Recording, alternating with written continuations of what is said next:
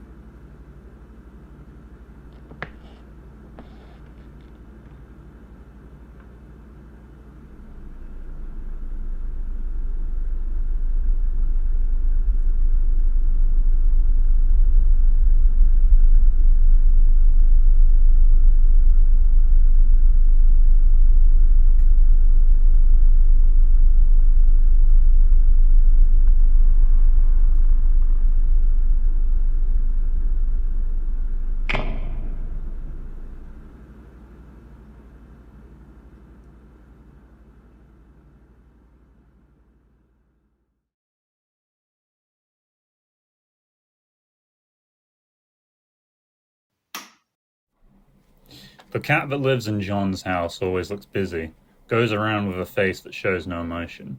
Maybe a bit annoyed at someone, whoever is looking. Everything interrupting its path or its doing is an inconvenience, nothing else. The look it gives you when you pick it up is of someone with no patience getting asked where the train station is, passively accepting its fate, but still pissed off at you. The cat moves around the house with an incredible urgency, like it's going to work or to an appointment. John envies the cat's ability to not care about anyone or anything else in the world. Maybe the lack of fear for the future, the lack of awareness. It has total control over its present when it's in his house. It knows it can jump on the sofa. It can sleep next to a window. It can piss on the floor and shit on the bed. The worst that can happen is John getting mad and mumbling swear words at himself, since the cat left to go on a stroll, leaving him on his own. John got a cat because he was feeling lonely.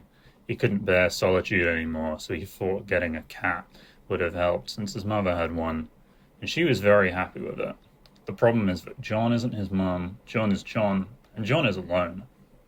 With his thoughts, and his thoughts are overwhelming. He cannot bear them.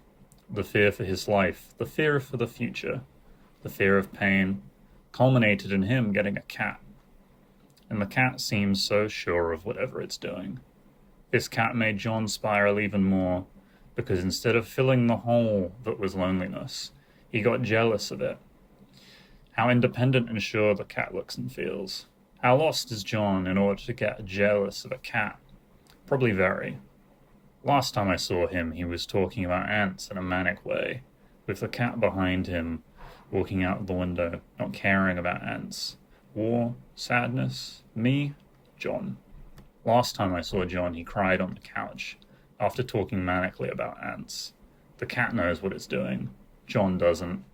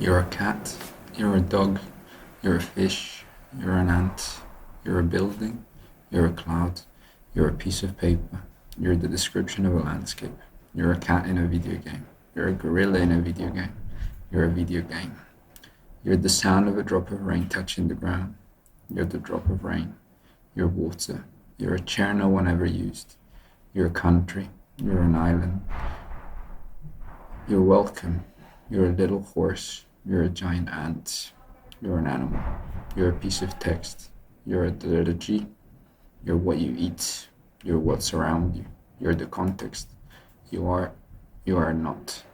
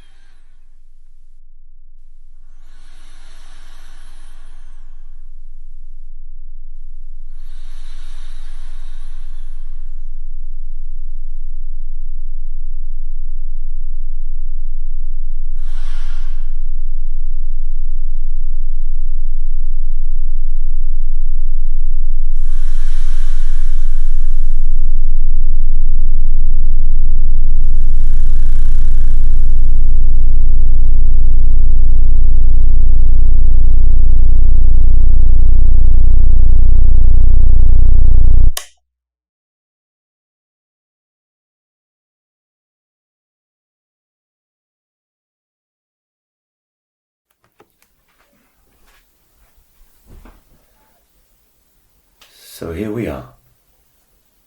Yes. Where should we start? I'm not sure. Maybe Maybe the beginning?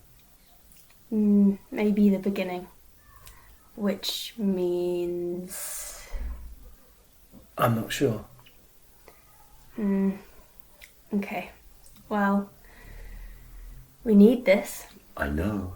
I think we need it too. Yeah. We need it. But I don't know where to start. I'm quite clueless, actually. I can start if you want. Maybe yes. But I'm not sure. Should I start? Why? Yes. Why? Because I'm the man? You know, I'm not sure. I guess I can start. Okay. I'm tired. I know. I can see it in your face. I am too. We're tired. We are. It feels like it never ends. It feels like it repeats all the time. It does. Yes. The kid is sad. I can tell. The kid is sad. Why is he sad? I don't know, but he's sad. Should we do something about it? I'm going to do something about it. I'm sad. Why are you sad? I'm not sure.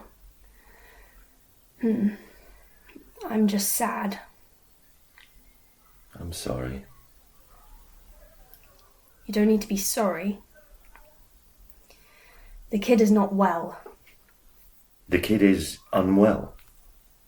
Is the kid sad and unwell? The kid is sad and unwell. Yes. Is the kid asleep? Yes. The kid is also asleep. I can't do this. But we need this. You need it. I need it. The kid needs it. But I can't. Should I? Why should I? That is not a question you should ask, I think. Maybe not to me. Why are we sad? So you're sad too? I'm sad too. Why are you sad? Because I work. I work too, but I don't think that's the reason why I'm sad. I think I work because I'm sad. Maybe? Maybe that's the reason. Yes.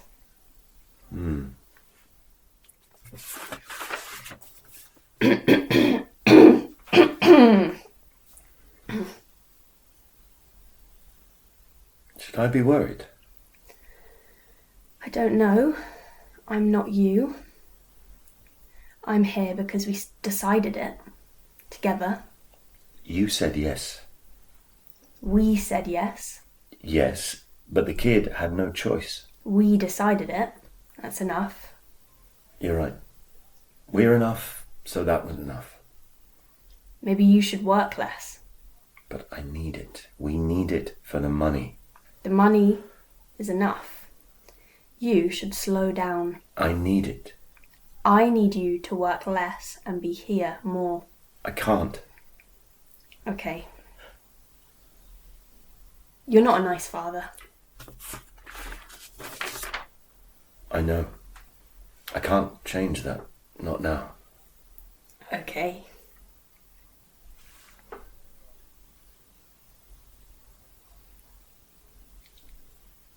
I'm sorry.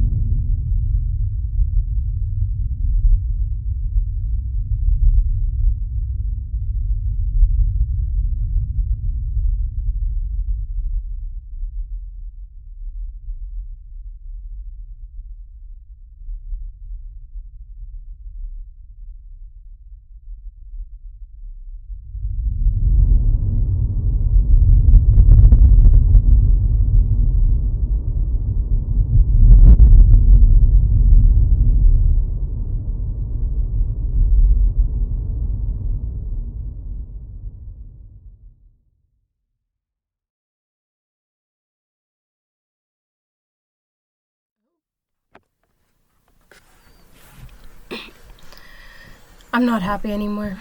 What do you mean? Our relationship is not working. What makes you say that? You're rude, you keep swearing at me, and most of the time you just ignore what I say. You make a mockery out of what I say. I don't agree. I think we have quite a nice relationship. Maybe for you, it feels completely one-sided. I think you're exaggerating. You see what you're doing? Completely removing any sort of weight from my words. I think I simply just disagree with what you're saying. Doesn't mean your words have less value. Sure. Then tell me, why do you disagree? Because I don't see myself as somebody who swears much. And I think you're exaggerating simply because you're always very passionate about what you feel and say. So you mean that you're putting everything I say and do on the same level? Are you insane? From what I just said, you should be the insane. Fuck off. You're being a dick now. I don't think so. See? You're shifting this whole I feel bad to a simple you're insane. It's not fair. Listen, it's not my fault if you're feeling like this. I think I'm doing everything right for our relationship. If you don't want to change you need to specify what exactly. Also, I feel like your reasons are made up. And so far, the only one swearing has been you. You're being patronizing, but since you want reasons, I'll give you some. Go on. Shut up. First, I think you're seeing someone. It feels like I'm disappearing. Secondly, I feel constantly humiliated. I can't remember the last time you kissed me or said you loved me. And third, you do swear. A lot. And it's just now because I mentioned it that you're keeping your jaws locked and being careful to not say anything incriminating. My swearing was out of exhaustion. I see. Well, I'm not seeing somebody else, if that makes you feel better. I'm just more focused on working on my private life, because I thought this relationship was stable enough I could come back to it knowing I'd feel safe and relaxed for a second. So you stopped caring about it because you know it's going well? You're taking it for granted. Very different. Let me finish. I guess I can be quite detached and often I can isolate myself. I need to work on that, but it's been a rough period for me and you know that. It's difficult for me to open up when I'm stressed. We can agree on that, but don't use it as an excuse. Work on it.